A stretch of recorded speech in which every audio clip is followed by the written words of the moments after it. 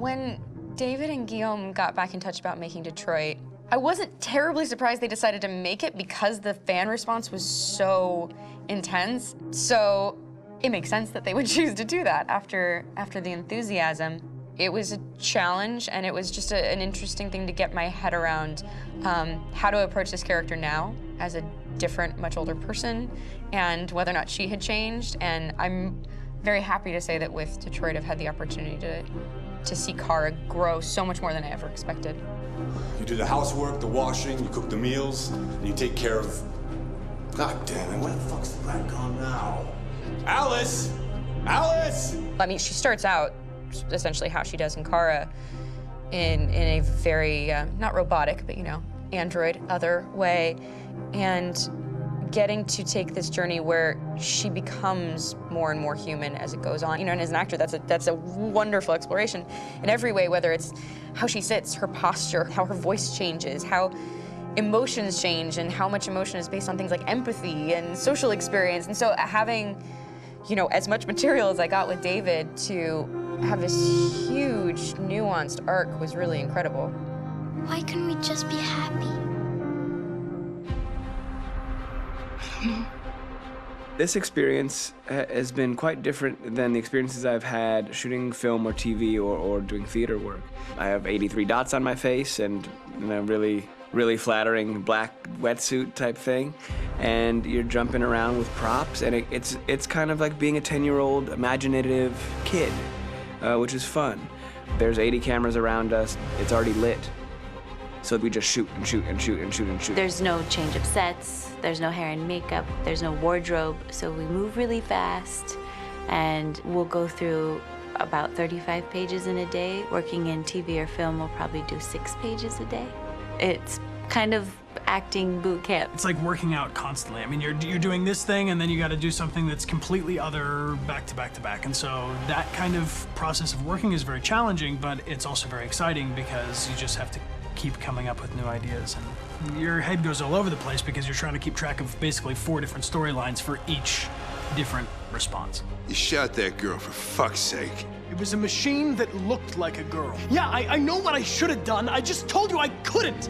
All right, I'm sorry. The fact that David Cade, he's telling like many stories interwoven from beginning to end is super complicated and super impressive, and I have no idea how he keeps it all in his head. He's not just the writer or the director who's seeing this from the outside eye, he's also thinking about the player walking through this space. You know, only somebody who really, really loves not the work, but like these characters and these stories and cares about doing something meaningful would invest that much in it. And it's always inspiring to work with somebody who cares that much. My experience with motion capture is this one. And I found it sort of terrifying in a way, because they said the computer's gonna build you. But then, as we got into it, I realized all the elements of it were still artistic. I just dipped into a really brilliant setup here. I've never seen anything like it. And this won't turn me into a product because I was playing a character. So it's wonderful. In the game, Detroit comes back because of a revolutionary industrial rebirth. And there's no reason why that can't happen in Detroit, because they have such tremendous infrastructure for millions and millions of people who can very easily support, you know, a new industry. The city is really strong and resilient, but the city has also been through so much. You see the damage. But it takes that time of kind of rebuilding and reinvesting into the city that I think is happening slowly but surely. The potential of Detroit as a city is something that this game does a lot of justice to, because it would be easy to look at Detroit as some place that used to be, and that's not the case. This game provokes a lot of conversation and reflection on our potential near-future engagement with machines. That's what we are to them. There's merchandise on display in a shop window. I think that a group that feels marginalized, feels like they deserve and have earned access to themselves and the environment around them, and are trying to figure out a way to articulate how to get freedom. What was I designed to be? Their slave? Their toy? It plays with your comfort levels. You think that this is fine, you're comfortable with it, until something blurs the line and throws you off, and now Do I feel differently about whether this should be allowed? Should it be banned? Should it be encouraged? You're gonna ruin our lives, and for what? For a bunch of machines? They are not machines! They are alive! I'm alive! You're alive! They're nothing! There are lots of comparable comparisons to any type of persecution of religion, race, etc., dating way back.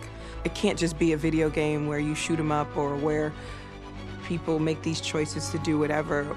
I think that's the whole point. You have the choice, and you can either choose to go in one direction with your character or another. And I think that's going to be very telling about the gamer. Very telling. I think there's going to be a really strong reaction to this game, which has such a strong perspective. I'm that much more proud of it now to get to be a part of it because it's important. In this game, you're actively building and designing the character through not just what kind of shield does he have or what color hair does she have, but like their temperament and the way they deal with problems. The different endings to this game are so radically different based off maybe seemingly insignificant choices in the moment, but like life, they all add up. And can't play life again, though.